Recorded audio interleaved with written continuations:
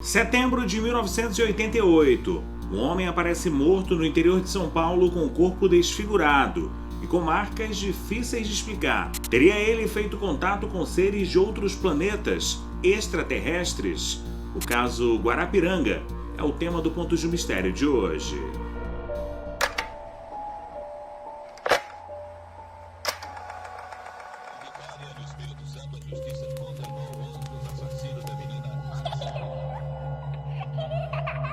Procura-se Guilherme de Pádua, 23 anos, ator, principal acusado do assassinato da atriz Daniela Pérez. Mas até que ponto o mistério das máscaras de chumbo é realmente um mistério?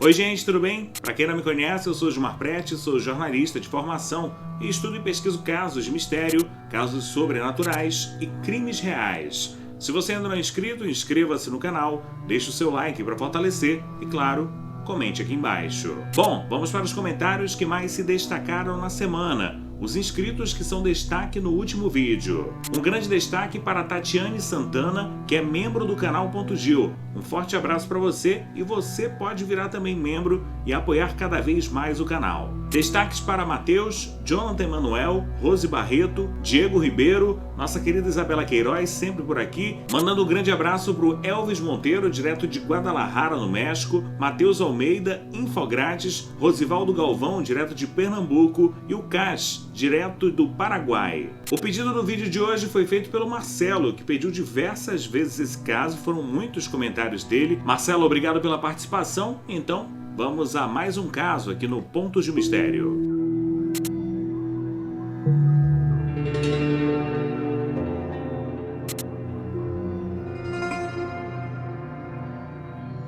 As histórias de abdução extraterrestre pelo mundo são muitas, mas algumas deixam marcas e eu estou falando de marcas físicas mesmo. Isso inclusive diferencia os tipos de contato com supostos alienígenas. Contato imediato de primeiro grau é quando você apenas observa um OVNI, uma luz pairando sobre o céu do lugar que você está.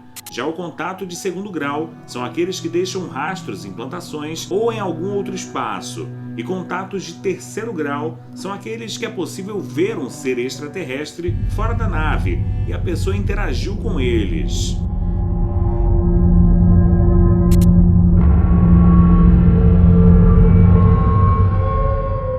Essa definição foi feita pelo astrônomo norte-americano Joseph Allen Hynek na década de 70. Porém, ele mesmo acrescentou na escala de contatos o quarto e o quinto grau, onde as pessoas não saem ilesas. No caso Guarapiranga, o homem em questão era Joaquim Sebastião Gonçalves. Ele tinha 53 anos de idade e foi encontrado morto de forma brutal. Existe um certo erro geográfico na informação dada sobre o achado do corpo dele. Na verdade, ele teria sido achado na represa de Billings, um dos maiores e mais importantes reservatórios de água da região metropolitana de São Paulo, e não na represa de Guarapiranga, que faz divisa entre os municípios de São Paulo, Embu-Guaçu e Itapecerica da Serra. Mas essa informação foi divulgada muitos anos após o acontecimento, por isso ficou conhecido popularmente como Caso Guarapiranga. O mês era setembro do ano de 1988. O Brasil vivia um momento importante e histórico para o país. Em outubro daquele ano, houve a promulgação da Constituição Federal, assinada pelo presidente da Assembleia Nacional Constituinte, Ulisses Guimarães, que assinou o texto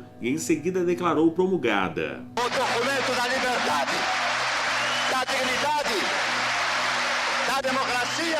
Amanhã, no dia 25 de setembro daquele ano, o pescador Joaquim acordou cedo, tomou um café da manhã reforçado e juntou os itens de pesca. E como era de costume, ia tirar o dia para pescar na represa de Billings. Pegou um transporte coletivo e foi até o local. Chegando lá, entrou em uma das trilhas até chegar à represa. Ele tirou a roupa, ficou apenas de cueca e entrou na água. Levou seus equipamentos de pesca, atravessando assim para o outro lado da margem, algo em torno de 80 metros de distância. Ele então ficou por ali praticamente o dia inteiro pescando, como normalmente fazia, e voltava perto de anoitecer. No outro dia, porém, a família sentiu falta de Joaquim e estranhou a ausência do homem. Somente 2 dias após o possível desaparecimento, um garoto caminhava na mesma mata caçando passarinhos. Foi quando ele avistou vários urubus juntos em cima de algo que parecia um corpo. Chegando mais próximo, avistou o cadáver. Ele se assustou, saiu correndo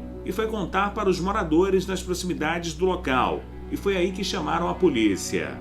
Os policiais foram até o local e não encontraram nada que pudesse identificar o corpo, mas se surpreenderam com a forma que o cadáver se encontrava. O cadáver tinha diversas mutilações, estava sem os olhos, orelhas, sem os lábios e aparentemente sem o sistema digestivo. Para piorar, os ferimentos e mutilações pareciam cauterizados, ou seja, algo que foi queimado ou que sofreu a aplicação de algum agente cáustico. As imagens são bem fortes e não são aconselhadas para pessoas sensíveis. Devido às políticas do YouTube, não podemos mostrar e nem aconselhamos ver essas imagens que circulam pela internet. Mas realmente é bem assustador o estado que ele foi encontrado. Dessa forma, e com a ausência de documentos que o identificasse, ele foi dado a princípio como indigente. Apenas semanas depois, a família foi encontrada e o corpo foi identificado. A família disse então o nome do homem, a idade, 53 anos, falou também que ele sofria de epilepsia, tomava remédio controlado e bebia muito. No relatório da Polícia Civil, a conclusão era que a mistura de medicamentos com álcool fez o homem sofrer um mal súbito. Consequentemente desmaiou. Como ele estava isolado, não havia ninguém para socorrê-lo na mata. Ficou então exposto a ratos e aves de rapina e foi parcialmente devorado por esses predadores. Já o laudo do Instituto Médico Legal de São Paulo mostrava algo intrigante. O documento dizia, abre aspas, é sugestiva de modus operandi a incisão em partes moles em orifícios naturais mediante aspiração. Fecha aspas. Isso pode significar que um instrumento mecânico foi enfiado pela barriga e aspirou os órgãos internos. Já a pele e outros tecidos moles foram extraídos com cortes cirúrgicos precisos. Ainda segundo o laudo do ML, o homem estava vivo quando tudo isso aconteceu. Estava com sinais vitais.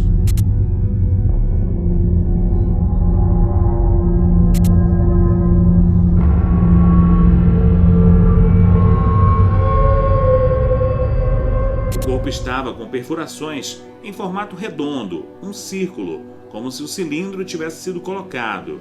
As perfurações redondas tinham entre 2 e 4 centímetros de diâmetro. Eram perfurações muito perfeitas.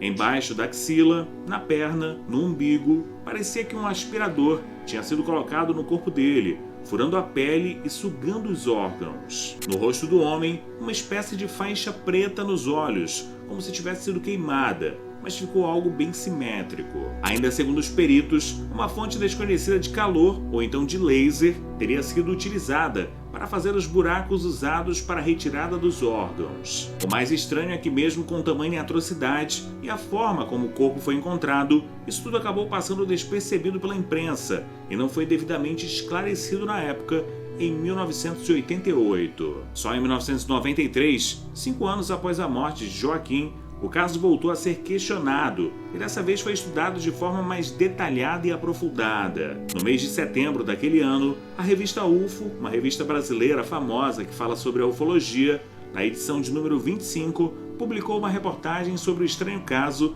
da represa de Guarapiranga. Com o título Mutilação de Seres Humanos por Extraterrestres, a publicação destacou os detalhes controversos do caso e a sua evidência ufológica. O encerramento do caso Guarapiranga nunca convenceu o perito criminal do governo de São Paulo na época, Rubens Silvestre Marques. Em determinado momento, ele comentou sobre o episódio com seu primo, o dermatologista Rubens Sérgio Góes. Góes, por sua vez, teve contato com a pesquisadora espanhola radicada no Brasil, Encarnación Zapata Garcia, durante um congresso. Em uma das conversas, Rubens Góes comentou o caso com ela. Disse que o primo dele era perito e tinha ficado muito assustado com o que viu, sendo que ele era acostumado e experiente no assunto e nunca tinha visto algo do tipo em toda a sua carreira. Aquilo, claro, chamou a atenção da Encarnación. Ele então decidiu mostrar a ela as fotos do corpo, marcou um dia e ela foi até a casa dele. Lá tinham 7 fotos do tamanho A4. Encarnación identificou de imediato semelhanças entre as lesões e casos de mutilações em animais atribuídas a extraterrestres e registradas em diversas partes do mundo. Naquele período, ela pesquisava casos incomuns de mortes de animais nos Estados Unidos. todos marcados por ferimentos enigmáticos que, coincidentemente, eram muito semelhantes aos observados no misterioso homicídio ocorrido no Brasil em 1988. Nas imagens, Encarnación notou a incisão presente na axila direita do corpo, muito semelhante às encontradas em animais supostamente mortos por extraterrestres. As perfurações tinham formato circular, com bordas extremamente regulares. O laudo também descreve que esses orifícios foram produzidos por instrumentos cortantes. Encarnación afirmou ter consultado médicos que consideraram aquelas marcas bastante atípicas, bem diferentes do comum, ou do que os humanos eram capazes. O abdômen estava completamente vazio e a remoção dos órgãos internos parecia ter sido feita por sucção. O umbigo também não estava mais lá, algo frequentemente relatado em outros casos de mutilação atribuídos a extraterrestres. No lugar do umbigo, havia um corte circular de aproximadamente 3 centímetros, claramente perceptível. Movida pela curiosidade e pela necessidade de entender o ocorrido, ela iniciou a investigação própria. Encarnación conseguiu autorização para exumar o corpo e teve acesso ao laudo original, o que reforçou ainda mais a hipótese de que se tratava de um caso de origem extraterrestre. Após a primeira publicação, um ano depois da edição 32 da revista UFO, um novo artigo da pesquisadora vinha levantar dúvidas sobre alguns dos pontos mais contraditórios dos laudos oficiais. Em abril de 1997, o caso foi noticiado pelo jornal Notícias Populares. Para quem não lembra, o jornal era conhecido pelas manchetes de cunho violento e sexual. Até hoje é lembrado como sinônimo de crime, sexo e violência. Seu slogan era nada mais que a verdade. O jornal era publicado pelo Grupo Folha, mesmo grupo que edita a Folha de São Paulo. Foi aí que o caso realmente ganhou grande visibilidade, justamente pela capa apelativa e a manchete da época: sugado por ETs na Guarapiranga. E ainda colocou a fala do famoso cientista Stephen Hawking. Abre aspas. Chegada dos ETs será mais violenta do que se imagina. Fecha aspas. Foi justamente em 1997 que um jornalista chamado Saulo Gomes, um dos que investigou o caso, anunciou o erro das informações de onde teria acontecido o crime, não em Guarapiranga, mas sim a represa Billings. Algo ainda mais estranho foi a ausência de sangue no local, pois apesar de toda a violência, nenhuma gota de sangue foi encontrada no corpo do homem, até mesmo na cueca, que era a única roupa que ele tinha. Segundo algumas autoridades envolvidas, Joaquim pode ter desmaiado por ter sido atingido por um raio, comum na região, o que explicaria as queimaduras, mas não explicaria os cortes redondos perfeitos. Sobre as mutilações do cadáver, as mesmas autoridades acreditam nos animais selvagens que citamos. Também houve a dúvida se ele poderia ter morrido afogado, mas de acordo com Encarnación, os médicos legistas logo depois descartaram as possibilidades, porque o corpo não apresentava nenhuma característica de mortes assim. Após a divulgação no jornal, a história ocorreu no mundo e dividiu opiniões da comunidade ufológica. Nos anos posteriores, a pesquisadora publicou outros detalhes mais aprofundados do caso. Encarnación ainda declarou que o legista disse para ela em conversa que o homem teria ficado apenas com um pulmão, o outro havia sido retirado, só que o que chamou a atenção é que era um corte perfeito também. Ela ainda disse que até hoje não é possível fazer o que foi feito no corpo, no caso um equipamento para sugar órgãos, apenas com perfurações daquele tamanho, por orifícios pequenos, como por exemplo através do buraco que foi feito no umbigo. Ela, juntamente com o jornalista Saulo Gomes, chegaram a pesquisar em livros de medicina, pedir auxílio a profissionais para comparar casos parecidos, mas ninguém nunca tinha visto um caso desse tipo. A única substância diferente encontrada no corpo não foi analisada, porque ele estava dado como indigente, então os gastos na época foram quase que mínimos. Mas existia algo que os médicos não souberam identificar, como se fosse um material viscoso, impregnado na pele. Diante de tantas hipóteses, a ideia de um ritual, um sacrifício humano, também foi levantada, mas não se achou nenhum tipo de rastro, velas, material, marcas e, como dissemos anteriormente, nenhum sangue. Na região da represa, também há relatos de aparições de luzes e possíveis OVNIs.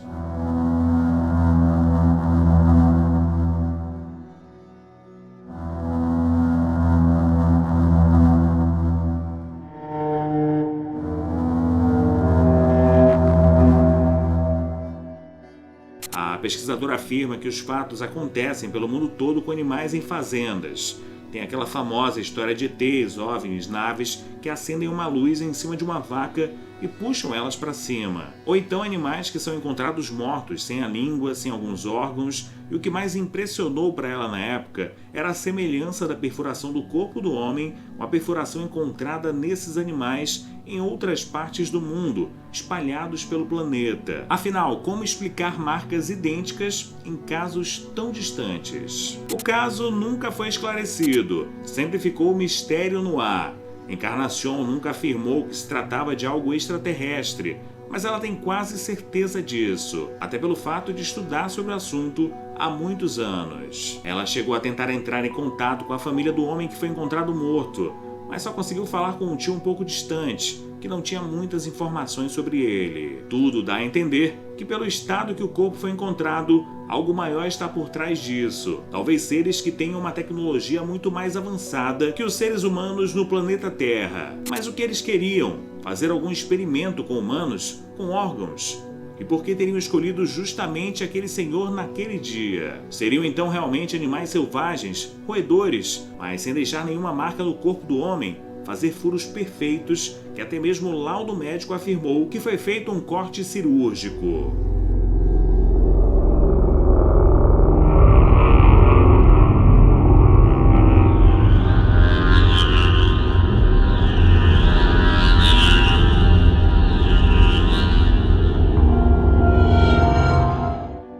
E você, o que acha do caso? Você acha que foi um assassinato, uma morte causada por um raio, afogamento ou por animais selvagens? Ou realmente se tratava de um ataque extraterrestre? Deixe seu comentário abaixo, deixe seu like e até o próximo Pontos de Mistério.